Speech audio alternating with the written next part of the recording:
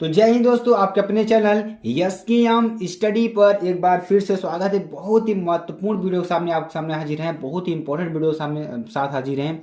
देखिए मेरे प्यारे बच्चों, आपके लिए वीडियो बहुत ही महत्वपूर्ण हो सकती है, बहुत ही इंपॉर्टेंट हो सकती है।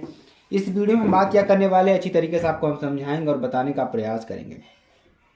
कक्षा 12 भौतिक विज्ञान की बात करेंगे, पूरा ट्रांसफार्मर मोस्ट इंपॉर्टेंट क्वेश्चंस की बात करेंगे। तो ट्रांसफार्मर में जितने भी मोस्ट इंपॉर्टेंट क्वेश्चंस आपके आएंगे उन सारे क्वेश्चंस की बात करने वाले हैं और आपको अच्छी तरीके से समझाने वाले हैं। ठीक है, आपको बस हमारे साथ जुड़े रहना है, अच्छी तरीके से तैयारी करते रहना है ताकि आपको सारी चीज़ें क्लियर हो सके। तो मेरे प्यारे बच्चों, आपके लिए बहुत ही महत्वपूर्ण वीडियो हो सकती है। इसकी पीडीएफ भी आपको मिल जाएगी। पीडीएफ कहाँ मिलेगी? यस की एम स्टडी टेलीग्राम चैनल और यस की एम स्टडी के ऑफिशियल जो यस की एम स्टडी क्लासेस.com जो वेबसाइट है वहाँ पर इसकी पीडीएफ आपको मिल जाएगी। चलिए आपको अच्छी तरीके से समझाते हैं और आपको अच्छी तरीके से बताने का प्रयास करते हैं। तो इसमें हम पूरा ट्रांसफार्मर के बारे में पढ़ेंगे, परिणाम मित्र के बारे में, जिसे आप हिंदी में क्या कहते हैं, परिणाम मित्र कहते हैं, और इंग्लिश में क्या कहते हैं, ट्रांसफार्मर। क्या कहते हैं? ट्रांसफार्मर कहते हैं, जो कि बहुत ही इंपॉर्टेंट टॉपिक आपके लिए हो सकता है। ठीक है, तो ट्रांसफार्मर आखिरकार होता क्या है, ट्रांसफार्मर को हम कैसे पहचानेंगे कि ये ऊंचाई ट्रांसफार्मर या अपचाई ट्रांसफार्मर या स्टेप अप ट्रांसफार्मर या स्टेप डाउन ट्रांसफार्मर है। तो सबसे पहले ट्रांसफार्मर की परिभाषा को जानेंगे। ट्रांसफार्मर आखिरकार होता क्या है? तो ट्रांसफार्मर एक ऐसी युक्ति है, जो ट्रांसफार्मर है एक ऐसी युक्ति है जो प्रत्यावर्ती धारा के मान को परिवर्तित करता है। किसकी मान को? प्रत्यावर्ती धारा के मान को परिवर्तित करता है तथा धारा की प्रबलता को बढ़ाता है या घटाता है। क्या करता है? ट्रांसफार्मर एक ऐसी युक्ति है जो प्रत्यावर्ती धारा के मान को परिवर्तित करता है। क्या करता है? जो प्रत्यावर्ती हमारी धारा होती है उसके मान को क्या करता है? परिवर्तित करता है तथा धारा की प्रबलता क्या करता है? बढ़ाता है। धारा की प्रबलता है जो उसकी गति है, उसकी गति को बढ़ाने का कार्य करता है और घटाता है। घटाता भी है, बढ़ाता भी है। ठीक है, ये आपको दोनों कार्य ट्रांसफार्मर देखने को मिलेंगे। यह अन्योन्य प्रेरण के सिद्धांत पर कार्य करता है। आखिरकार अन्योन्य प्रेरण सिद्धांत होता क्या है, अभी आपको हम थोड़ा समझाएंगे आगे। ठीक है, उसका देखिए, तथा इसके खोज करने का श्रेय फैराडे को जाता है। जो फैराडे का इंडक्शन लॉ है तो उन्हीं को जाता है इसका पूरा श्रेय। यह दो प्रकार का होता है। चलिए, दो प्रकार के होते हैं, कौन कौन से होते हैं पहले उसके बारे में जान लेते हैं, तभी आपको अच्छी तरीके से हम समझा पाएंगे। चलिए यहाँ पर देखिए, अपचाई ट्रांसफार्मर जिसे आप क्या कहते हैं? Step down transformer. Step down का मतलब क्या होता है कि जो हाई वोल्टेज को कम वोल्टेज में, हाई वोल्टेज को कम वोल्टेज में और कम धारा को हाई धारा में परिवर्तित करने का कार्य करता है। तो ये तरीका है बहुत ही इंपॉर्टेंट। जो अपचाई ट्रांसफार्मर है बहुत ही इंपॉर्टेंट ट्रांसफार्मर है।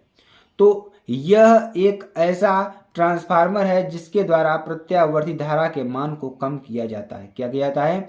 अगर करंट हाई रहेगी, हाई वोल्टेज को लो वोल्टेज को हाई वोल्टेज में परिवर्तित करता है ये, और जो हमारी लो करंट है उसको हाई करंट में परिवर्तित करना है। जिसे क्या करता है, यानी जो हाई करंट है उसको लो करंट में, यानी जो अगर धारा का मान अधिक है तो उसको कम करने का कार्य करता है। तो उसे अपचाई ट्रांसफार्मर कहा जाता है। ध्यान दीजिएगा, इसमें अगर हम जो है इसमें देखिए, धारा का मान अगर ज़्यादा रहेगा तो इसमें कम करेगा, जिसे आप क्या कहेंगे? अपचाई ट्रांसफार्मर कहेंगे।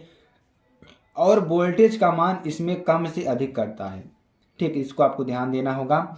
और देखिए, इसके प्राथमिक कुंडली में फेरों की जो संख्या है अधिक होती है। जो प्राथमिक कुंडली होती है, इसमें प्राथमिक कुंडली में फेरों की संख्या क्या होती है? अधिक होती है। या द्वितीय कुंडली में फेरों की संख्या कम होती है। द्वितीय कुंडली में क्या होता है कि जो फेरों की संख्या होगी कम होगी।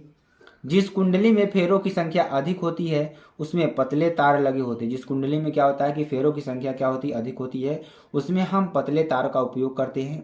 और जिस कुंडली में फेरों की संख्या क्या होती है? कम होती है, उसमें मोटे तार का प्रयोग किया जाता है। कौन से तार का? मोटे तार का उपयोग करते हैं हम। ठीक है, तो ये चीजें आपके लिए समझना। चलिए आगे आपको फिगर सहित हम सारी चीजों को समझाएंगे। ट्रांसफार्मर पूरा आपको अच्छी तरीके से जो डेरिवेशन है सारे डेरिवेशन तक का आपको समझाएंगे इसमें। ठीक है, इसके प्राथमिक कुंडली को एसी स्रोत से जोड़ा जाता है। इसकी जो प्राथमिक कुंडली है उसको एसी स्रोत से जोड़ा जाता है, जिसे निवेशी कहते हैं। अगर प्राथमिक कुंडली को हम क्या करते हैं? प्राथमिक कुंडली को हम क्या करते हैं? अगर हम उसको एसी से जोड़ देते हैं, एसी स्रोत से जोड़ा जाता है तो उससे क्या कहते हैं? निवेशी कहते हैं। तथा दूसरी कुंडली निर्गत का काम करती है। यानी पहली कुंडली में धारा को हम अवशोषित यानी ग्रहण करते हैं और दूसरी कुंडली में क्या करते हैं, धारा को निकालने का कार्य करते हैं। दोनों कुंडलियों के बीच में पटलित क्रोड लगा होता है। जो दोनों कुंडलियां होती हैं उसके दोनों बीच में क्या होता है, पटलित क्रोड लगा होता है। दोनों कुंडलियों के बीच में पटलित क्रोड लगा होता है जो नर्म लोहे का बना होता है और विद्युत रोधी होता है। क्या होता है, विद्युत रोधी होता है। यह धारा की प्रबलता को क्या करता है, बढ़ाता है। जो धारा की प्रबलता होती है इसको क्या करता है, बढ़ाने का कार्य करता है। ठीक है, तो चलिए जैसे आपको यहाँ पे दिख रहा होगा, जो हमारी एसी करंट है वो निवेशी करंट होगी और इधर भी एसी ही आपको निकलेगी, लेकिन इसमें वोल्टेज को ज़्यादा या कम करके हम आउटपुट लेते हैं। इस तरीके से आपको ये ट्रांसफार्मर का पूरा। अब देखिए हम आपको इसी में समझाते हैं म्यूचुअल इंडक्शन आखिरकार कैसे पहचानेंगे। म्यूचुअल इंडक्शन का मतलब क्या होता है कि जैसे ये कुंडली है हमारी, इस कुंडली में अगर हम क्या करते हैं कि करंट को प्रवाहित करेंगे तो उसमें एक क्या होता है कि ईएमएफ प्रोड्यूस होता है। उसी ईएमएफ से क्या होता है कि इस कुंडली में भी धारा प्रवाहित होने लगती है। इसी को क्या कहते हैं, म्यूचुअल इंडक्शन कहते हैं एक तरीके से। ठीक है, तो अगर एक कुंडली में हम धारा प्रवाहित करते हैं दूसरी कुंडली में भी धारा प्रवाहित होने लगती है, इसी को हम क्या कहते हैं, म्यूचुअल इंडक्शन कहते हैं। तो यह घटना क्या कहलाती है, म्यूचुअल इंडक्शन कहते हैं। ट्रांसफार्मर पूरा इसी सिद्धांत पर कार्य करता है। चलिए आगे आपको समझाते हैं। अगला देखिए हमारा क्या है, ऊंचाई ट्रांसफार्मर। ऊंचाई ट्रांसफार्मर क्या होता है, यह एक ऐसी युक्ति है जिसके द्वारा प्रत्यावर्ती वोल्टेज के मान को बढ़ाता है। क्या करता है, जो वोल्टेज है, वोल्टेज को मान को अगर हाई है तो लो है तो हाई करने का कार्य करेगा, और जो करंट अगर हाई आएगा इसको लो करने का काम करेगा। ठीक है, तो यह एक ऐसी युक्ति है जिसके द्वारा प्रत्यावर्ती वोल्टेज के मान को बढ़ाता है। इसे ऊंचाई ट्रांसफार्मर कहते हैं। इसके प्राथमिक कुंडली में फेरों की संख्या कम होती है तथा द्वितीय कुंडली में फेरों की संख्या अधिक होती है। जब हमें हाई वोल्टेज प्राप्त करना होगा तो फेरों की संख्या तो अधिक ही रखना पड़ेगा। सिंपल सी बात है, एक तरीके से आप याद कर सकते हैं। जैसे आप बना लीजिए, यहाँ पर ध्यान से देखेंगे, अगर इसे हम इधर क्या करेंगे, फेरों की संख्या अधिक रखेंगे तो उधर क्या होगा, कम रखेंगे, तो ये अपचायी ट्रांसफार्मर हो जाएगा। अगर इधर फेरों की संख्या कम रखते हैं और दूसरी तरफ क्या रखते हैं, अधिक रखते हैं, तो ये उच्चाई ट्रांसफार्मर हो जाएगा। बहुत ही सिंपल तरीके से आपको समझ में आ गया होगा। ठीक है, और यहाँ धारा की प्रबलता को क्या करता है, कम करने का कार्य करता है, हमने आपको बताया। तो ये देखिए आपको ट्रांसफार्मर कुछ इस तरीके से दिखेगा। ठीक है, जो कि बहुत ही महत्वपूर्ण है आपके लिए।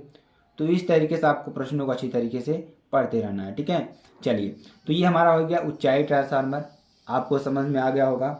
ठीक है, चलिए आगे आपको बताते हैं।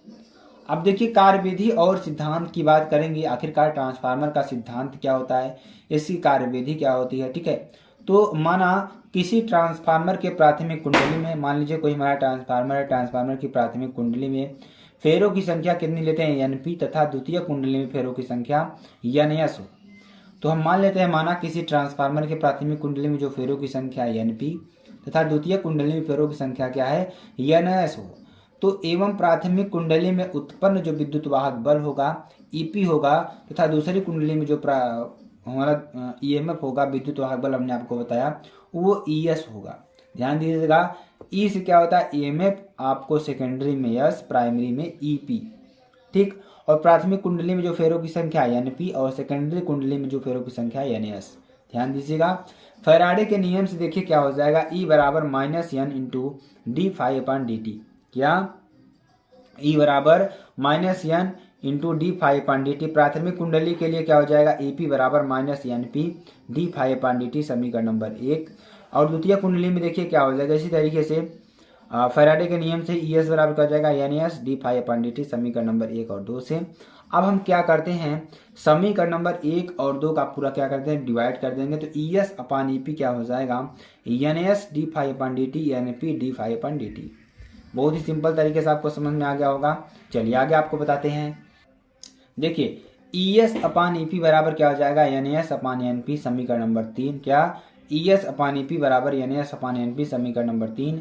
तो ये देखिए, यदि प्राथमिक कुंडली में वोल्टेज वीपी तथा द्वितीय कुंडली में वोल्टेज वीएस हो तो क्या हो जाएगा, ईपी बराबर वीपी या ईएस बराबर वीएस। ठीक है, ध्यान समझ पाएंगे, अब समझ आएंगे तो समझ पाएंगे।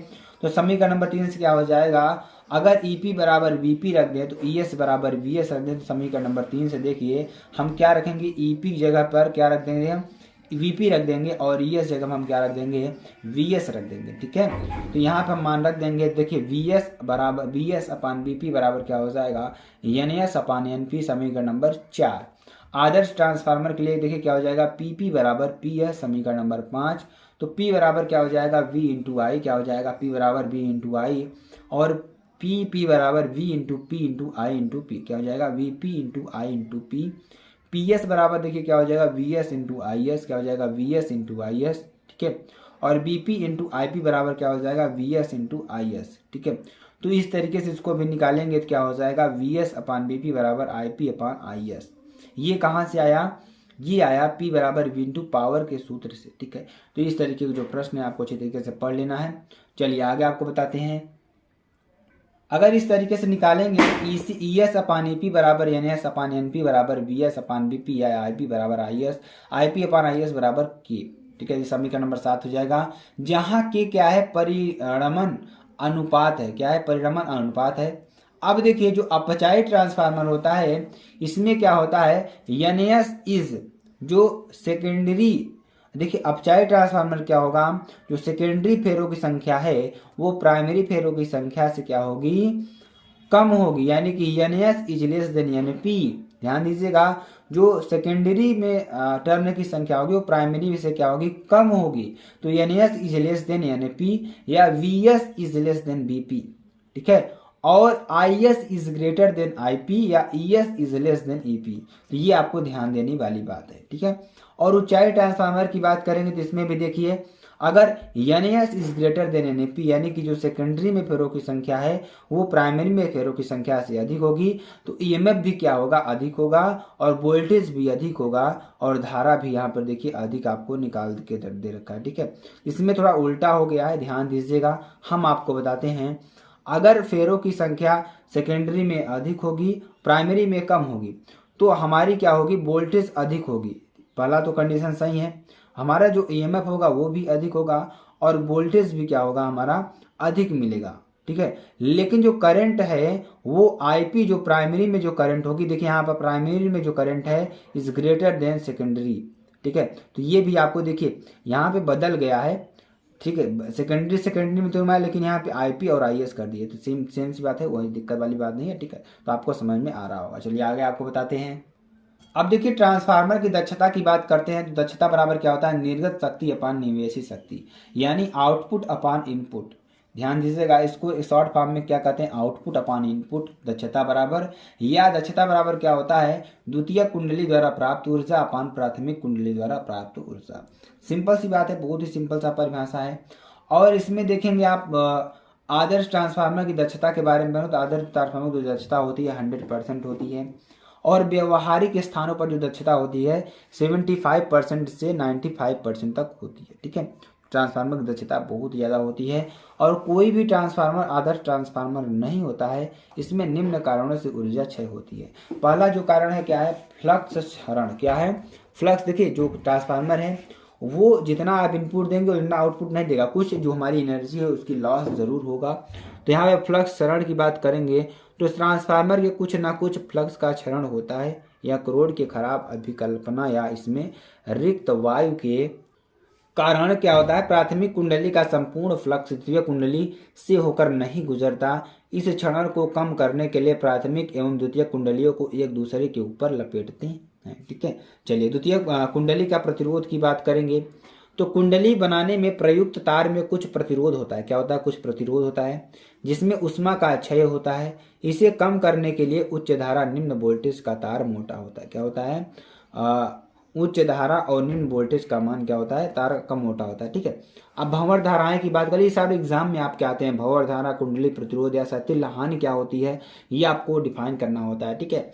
अब देखिए भंवर धारा क्या होती है, लौह प्रत्यावर्ती चुंबकीय फ्लक्स, जो हमारे जो चुंबकीय फ्लक्स होते हैं लौह क्रोड में प्रेरित धाराएं उत्पन्न करते हैं। जो लौह क्रोडित होता है, जो हमारा लौह क्रोड होता है उसमें प्रेरित धाराएं उत्पन्न होती हैं जो क्रोड को गर्म करने देती है। क्या कर देती है, क्रोड को गर्म कर देती है। प्रेरित धारा कम करने के लिए क्रोड को पटलित बनाते हैं। क्या बनाते हैं, क्रोड को क्या बनाते हैं, पटलित बनाते हैं, ठीक है। चलिए अगला देखिए शैथिल्य हानि की बात करेंगे तो क्रोड को बार बार चुंबकीय तथा विचुंबकीकरण होने से क्रोड क्या होता है, उष्मा उत्पन्न होती है, जिसे कम करने के, ठीक है, के लिए कम शैथिल्य वाले पदार्थ का क्रोड के रूप में उपयोग करते हैं, ठीक है। तो ऊंचाई तथा अपचाई ट्रांसफार्मर में अंतर लिखिए। तो ऊंचाई ट्रांसफार्मर क्या होता है, अपचाई ट्रांसफार्मर क्या होता है, ऊंचाई ट्रांसफार्मर क्या होता है, ऊंचाई ट्रांसफार्मर में धारा की प्रबलता कम होती है। क्या होती है, इसमें धारा की जो प्रबलता होती है कम होती है, और इसमें धारा की प्रबलता क्या होती है, अधिक होती है। यानी जो हमारा ऊंचाई ट्रांसफार्मर होता है इसमें धारा क्या होगी, आपकी अधिक मिलेगी, और जो अपचाई ट्रांसफार्मर नहीं, धारा कम मिलेगी, और जो अपचाई होगा इसमें धारा अधिक मिलेगी। ठीक है। और देखिए इसमें कुंडली में फेरों की संख्या कम तथा द्वितीय कुंडली में फेरों की संख्या अधिक होती है। इसमें प्राथमिक कुंडली में फेरों की संख्या अधिक तथा द्वितीय कुंडली में फेरों की संख्या क्या होती है, कम होती है, क्योंकि हमें कम वोल्टेज प्राप्त करना होता है। तो यहाँ वोल्टेज के मान को बढ़ाता है या वोल्टेज के मान को घटाता है। ठीक है। चलिए अगला देखेंगे। इसमें प्राथमिक कुंडली में मोटे तार एवं द्वितीय कुंडली में पतले तार लगाए होते हैं, और इसमें प्राथमिक कुंडली में पतले तथा द्वितीय कुंडली में मोटे तार लगे होते हैं। तो आई होप आपको यह सारी वीडियो ट्रांसफार्मर से रिलेटेड थी, तो आपको वीडियो बहुत ज़्यादा पसंद आएगी मेरे प्यारे बच्चों। अगर आपको वीडियो पसंद आती है आप चैनल को लाइक शेयर कमेंट सब्सक्राइब जरूर कर सकते हैं, और साथ ही साथ बेल आइकन को भी दबा लीजिए ताकि जो वीडियो की नोटिफिकेशन हो आपके स्क्रीन पर तुरंत ही पहुंच जाए। मेरे प्यारे बच्चों अगर आपको वीडियो पसंद आती है आप चैनल को लाइक शेयर कमेंट सब्सक्राइब जरूर कर सकते हैं। फिर मिलते हैं नेक्स्ट वीडियो में नए टॉपिक के साथ, तक लीजिए।